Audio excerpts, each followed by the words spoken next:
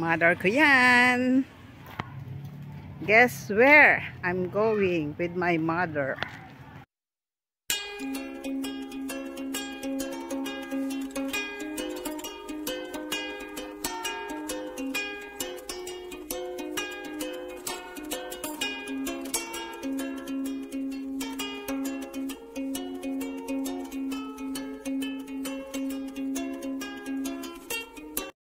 Welcome back on my YouTube channel. This is Kabayang Lida. Kami po ay may gala ng aking mother. At ito pong dinadaanan ko ay school. Dito ako nag-elementary.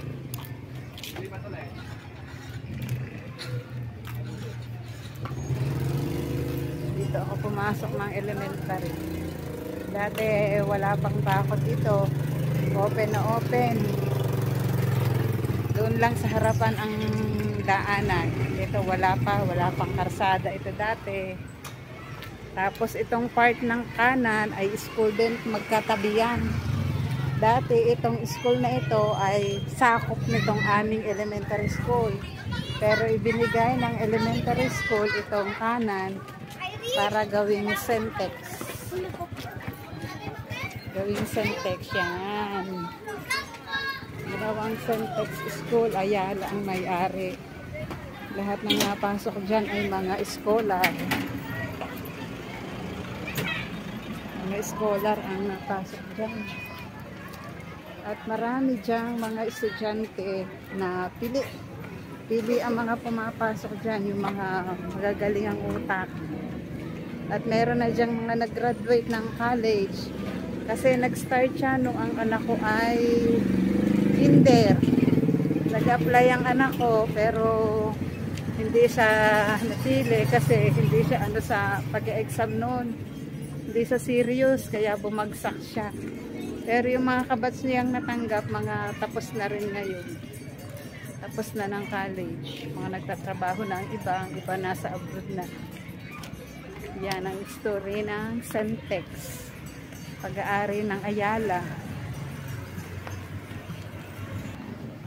At kami po ay magme-merienda ng mother ko. Nagyaya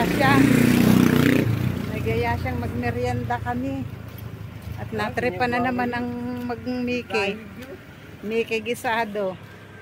Nung isang araw, nag-order ako. Dinala ko sa bahay at kami kumain. Gusto na naman ngayon. Nagpaliban naman kami ng ilang oras. At baka kami ma-high blood. Wala pa naman akong high blood. Sabi ng mother ko, naka-video pa raw ako. Tingnan naman ninyo, aking mother. Oh, daig pa ako. Nagmukha akong alalay. Nagmukha akong caregiver ng nanay ko. Yan, malapit na kami. Diyan po kami kakain. Big Boys Food Yard. Tingnan na rin ako, mukhang magkaka-copyright ako dito. May sound. Meron akong naririnig na sound. Pero FM siya. Yan ang yan ang mother ko. Natapilok pa. Yan ang kanilang place. Yan. Tapos yan. May picture. May kasilyas sa unahan. Kasilyas. Wala pang music. Umuna nang kumuha ng upuan ng mother ko. Ayan, ang pinili niya sa gitnang-gitna. At tingnan nyo naman ang place. Christmas outfit pa siya. At ito ang mga mapapagpilian yung o-orderin. Pili na lang kayo kung anong gusto nyo. At medyo solo kami dito kasi patay na oras. Pero sa hapon hanggang gabi, marami ditong tao kaya marami mga table. Maliwanag dito, maraming ilaw. Mas prefer ko ngayon kasi kukunti pa kami. Solo pa namin at madaling maluluto ang aming pagkain. Walang kaagaw. Yan.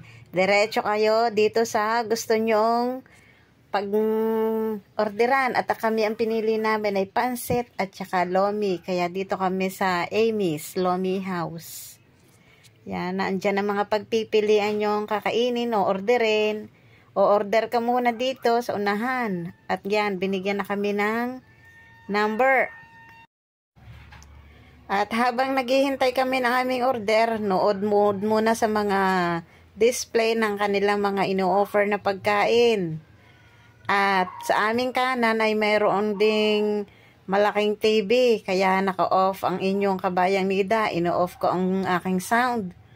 Yan, may malaking TV na pwede kami manood.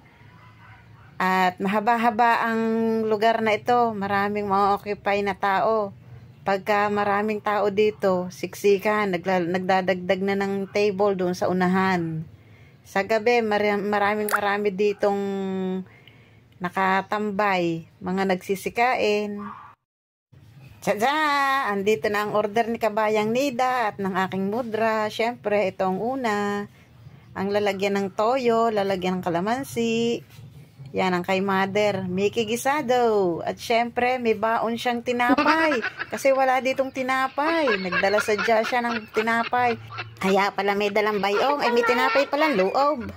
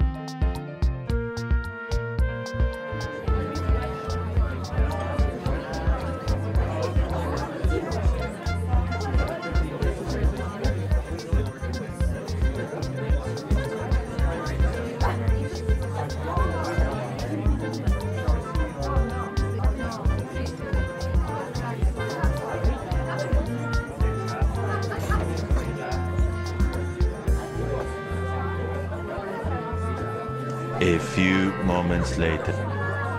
Busog na.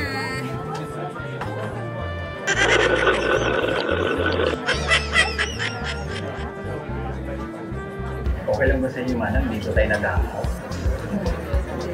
Pwede naman kitang libre sa aircon kapina.